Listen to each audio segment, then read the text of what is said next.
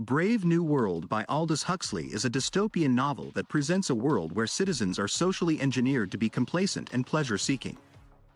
The society in the book is based on the philosophy of Henry Ford, which emphasizes efficiency, consumption, and collectivism. The novel explores a world where everything, including human beings, is mass-produced, and their social purposes are biologically engineered into them from conception. One of the most striking aspects of Brave New World is that it presents a world where people take pleasure in being controlled. The novel does not focus on a totalitarian government, but instead imagines a society where individuals control themselves. This unique take on dystopia sets Brave New World apart from other famous dystopian works such as George Orwell's 1984. In order to understand the world of Brave New World, it is essential to explore the events that occur in the key locations of the book. The Central London Hatchery and Conditioning Centre is a critical location in the novel, as it is where the citizens of the world state are created and conditioned. The Hatchery and Conditioning Centre symbolize the mass production of human beings in the novel, and the conditioning process represents the social engineering that the citizens undergo to make them complacent and pleasure-seeking. In addition to exploring the Hatchery and Conditioning Centre, readers of Brave New World will encounter a range of other important locations, such as the Savage Reservation and the World State's propaganda machine, which perpetuates the values of the society. Aldous Huxley was a notable English writer and philosopher, known for his contributions to the philosophy of universalism and philosophical mysticism. He also had an interest in psychedelics, and his experience with mescaline is documented in his famous treatise, The Doors of Perception. In conclusion, Brave New World by Aldous Huxley is a classic dystopian novel that presents a unique take on control and social engineering.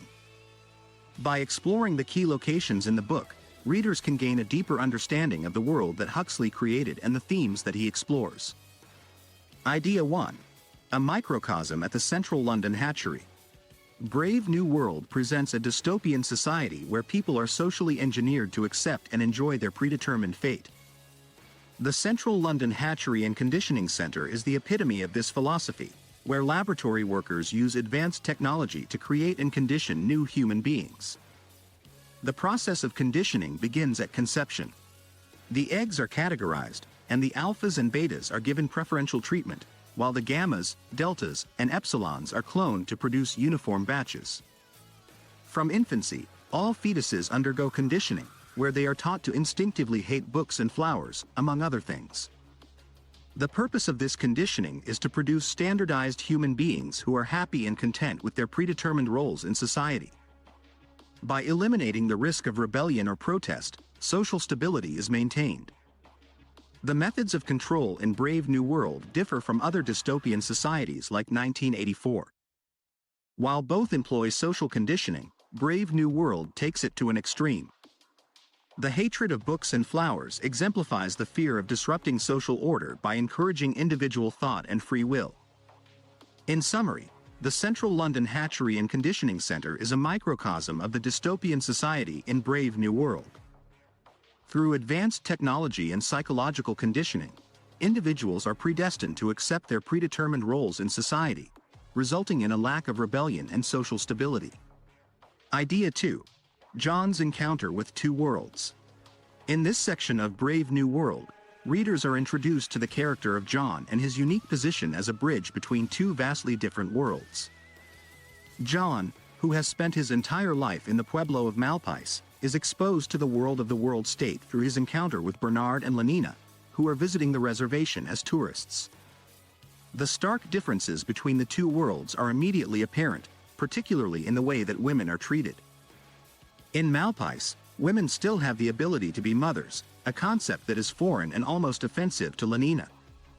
Through John's eyes, readers are shown the hardships and struggles of life on the reservation, which contrasts sharply with the sterile and efficient society of the world state. John's character is complex and deeply affected by his exposure to Shakespeare's writing. He is a product of both worlds but belongs to neither, which causes him great distress. His attempt to kill Pape, a man he despises, is evidence of the powerful influence of words and their suggestions. Through John's encounter with Bernard and Lenina, readers are shown how the power of words and ideas can shape and influence individuals, regardless of their background or upbringing. John's use of the phrase, "Brave New World," from Shakespeare's The Tempest highlights the evolution of his feelings toward the civilized society he encounters. This section of Brave New World serves to expose readers to a different way of life and illustrate the impact that outside influences can have on an individual's perceptions and beliefs. John's character represents the struggle between two worlds and the challenges that come with navigating one's identity in a rapidly changing world. Idea 3. The conflict of values in Aldous Huxley's Brave New World. Aldous Huxley's Brave New World explores a society where pleasure and conformity are valued above all else. John, known as the Savage, is brought from a traditional society and is initially fascinated by the technological advancements in London. However, he soon realizes that this new world clashes with his values and experiences deep disillusionment. John's struggle highlights the conflict of values in the novel. In the world state, pleasure and instant gratification are considered the ultimate goals. The people of London engage in promiscuous behavior and use soma to escape reality. In contrast, John has grown up in a traditional society that values monogamy and morality. He rejects the idea of casual sex and resists his desires for Lenina. Additionally, John's mother, Linda, highlights the harsh reality of life outside of the world state. Linda turns to soma to cope with the suffering of her life, demonstrating that there is a cost to rejecting the constant pleasure of the society. Huxley's Brave New World portrays the conflict between pleasure and morality, raising questions about the value of conformity and individuality. The novel highlights the dangers of sacrificing personal values for the sake of pleasure and the cost of rejecting traditional values. Idea 4. John's breaking point and the clash of societal values in Brave New World. In this section of Aldous Huxley's Brave New World, we witness the protagonist John reach his breaking point as he confronts the inhuman sameness and death conditioning of the world state. Lenina's uninhibited behavior under the influence of soma serves as a catalyst for John's emotional turmoil, which is further compounded by the death of his mother and the sight of soma being delivered. John's outburst and the subsequent riot highlight the novel's central themes of individuality, freedom, and societal control. The world state's emphasis on happiness at the expense of suffering and the suppression of individuality is challenged by John, who argues that struggle and pain are necessary for true human experience and understanding. Mustafa Mond, the world controller, presents a counter-argument that a society without suffering can achieve maximum happiness through the sacrifice of freedom. The clash of these opposing values ultimately leaves it up to the reader to decide which character to side with. Through John's story, Huxley prompts readers to consider the implications of a society that values conformity and pleasure above all else, and the potential consequences of suppressing individuality and emotions. Idea 5. The tragic end of John the Savage, A Clash of Worlds. In the final section of Aldous Huxley's Brave New World, we witness the tragic end of John the Savage's struggle to maintain his own sense of morality and values amidst extreme societal pressure. John, having previously purged himself of civilization's poison, takes up residence in a lighthouse on a hill in the south of England to further purify himself. However, he soon finds himself singing and enjoying the process of hunting for food, which he perceives as a distraction from his intended goals. He decides to punish himself with self-flagellation and soon becomes a spectacle to the crowds, who are drawn into his gestures by their conditioning. As the orgy of atonement reaches its peak, John's resolve crumbles, and he succumbs to his sexual desire for Lenina. In a fit of rage, he beats her with his whip, and the crowd joins in, mimicking John's whipping of himself. They continue to beat one another, chanting and dancing, until the orgy turns into sex, and John is unable to resist the temptation of the Brave New World. The climax of the novel represents the culmination of the tension between the old and the new worlds, where the crowd's conditioning responds to John's quasi-religious acts of self-flagellation.